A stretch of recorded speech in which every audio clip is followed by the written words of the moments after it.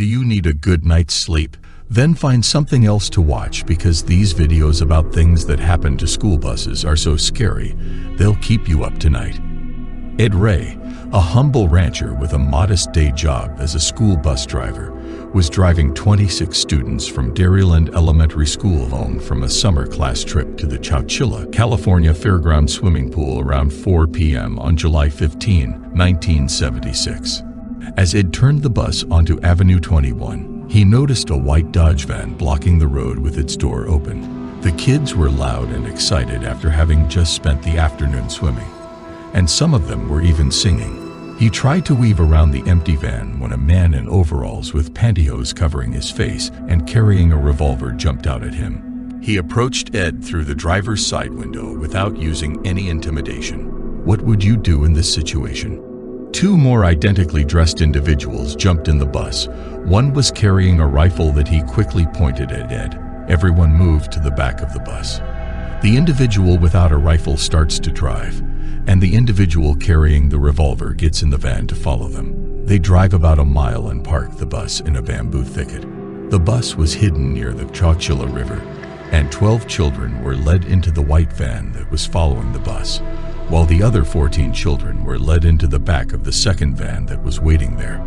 The second van was green, and there was a partition separating the driver's seat from the back of the van, and all the windows were sealed. Ed and the children rode in the back of these vans for 11 hours in the middle of the night in sweltering heat. They were terrified for their lives and unsure of what would happen next. Some of the older children began singing songs to try to cheer up the younger children in the dreadful situation and make them feel better, such as, "If you're happy and you know it." Due to Ed's impeccable punctuality, it only took 15 minutes after the bus failed to arrive for parents to start to wonder what was going on back in town. Within an hour, the missing bus was being discussed on local news stations. Ed had been awake for 24 hours when the vans finally arrived at a rock quarry 100 miles away in Livermore, California, at 3:30 in the morning. The back doors of the van swing open, and two guys are waiting. Ed is the first one out. Parents assisted police by tracing the route the bus usually took, and by that evening they found the abandoned bus within hours. 30 FBI agents arrived on the scene, and an intense investigation was underway to find Ed and the kids. The captors took roll call of the children and wrote their names as they were forced to leave the bus one at a time. They are then sent to join Ed, who was forced down the ladder with a flashlight into what was called the hall, which turned out to be an old moving van that had been placed in a sizable dugout hole 12 feet below ground. Before we get into that horrifying part of the story, make sure to subscribe to the channel if you're enjoying this video and want to see more like this one. Ed was immediately concerned that the ceiling would collapse or that they would suffocate, but there were two air shaft hoses that ran above ground to a tree. There were also mattresses on the ground and a pathetic amount of necessities: Wonder Bread, peanut butter, potato chips, water jugs, and a few carved-out holes for toilets. The children begged to be let out, and many of the younger ones screamed when they heard repeated thumps on top of the van. They couldn't see it, but their captors were shoveling dirt on top of the van, burying them alive. Panic ensued in the van when it was realized what was happening, and Ed did his best to calm everyone down.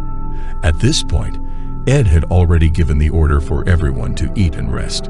12 hours later, the food was gone, and the ventilation system that had been keeping the van cool had broken down, and the hot July air had begun to fill the cramped space.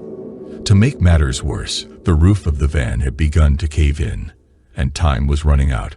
Michael Marshall, the oldest member of the group, at 14 years old, had started to push at the lid, but it was pointless. The survivors, now adults, recall that around this time, as the walls and ceiling of the van were collapsing, and there was no food left, that they were beginning to realize they wouldn't likely make it out of this alive.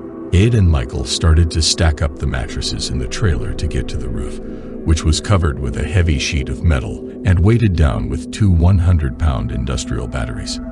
After hours of effort, Ed and Michael managed to wedge the lid open. A security guard at the quarry called the police after the group emerged 16 hours after getting inside the van, and the kids were taken to a nearby jail where they were fed and questioned by police, revealing that their captors were three men.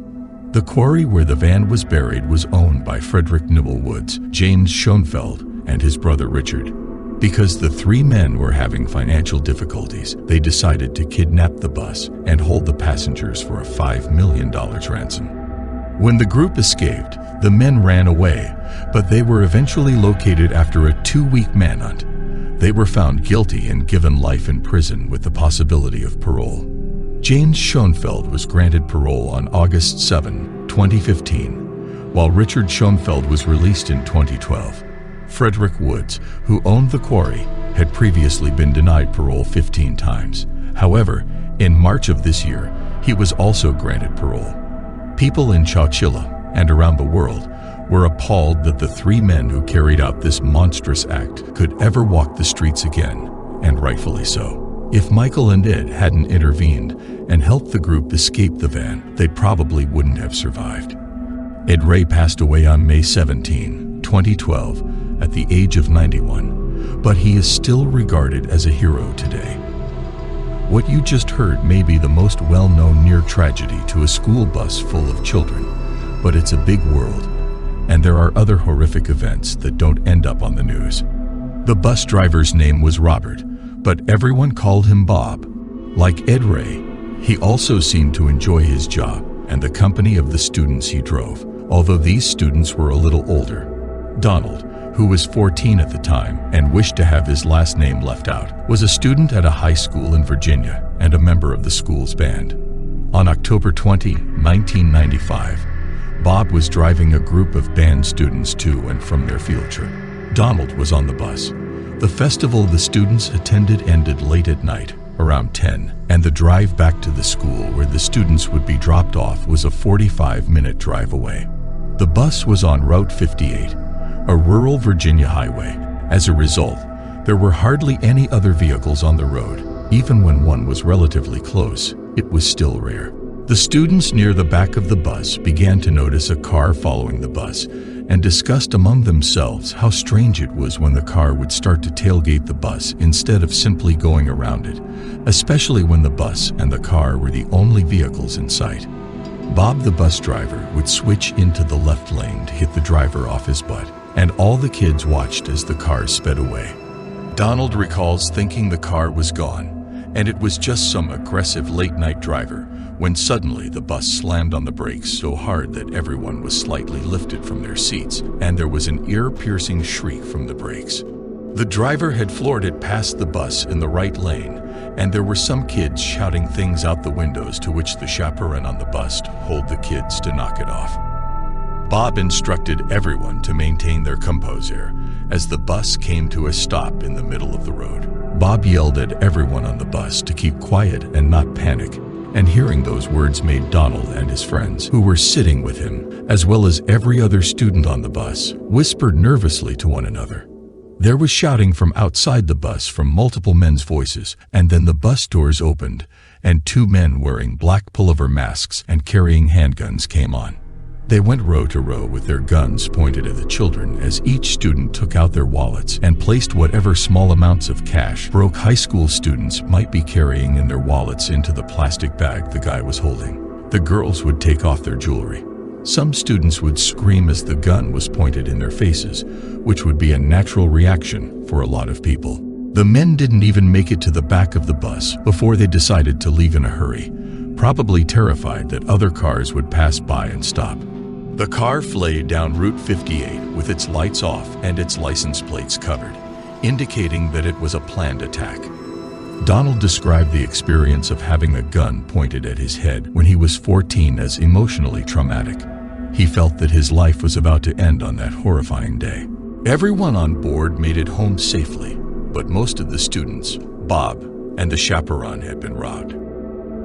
Sadly, bus robberies are common, and while most likely aren't caught on camera, what you're about to see was a school bus traveling along the N4 in Whitbank one Friday night in February when it was attacked by armed robbers. The teachers were unaware of this at the time, but the robbers had laid out rocks on the highway. The bus was carrying 4 teachers and the driver. There were no students on board. They were returning to the school after an athletics meeting when they hit the rocks and a tire burst.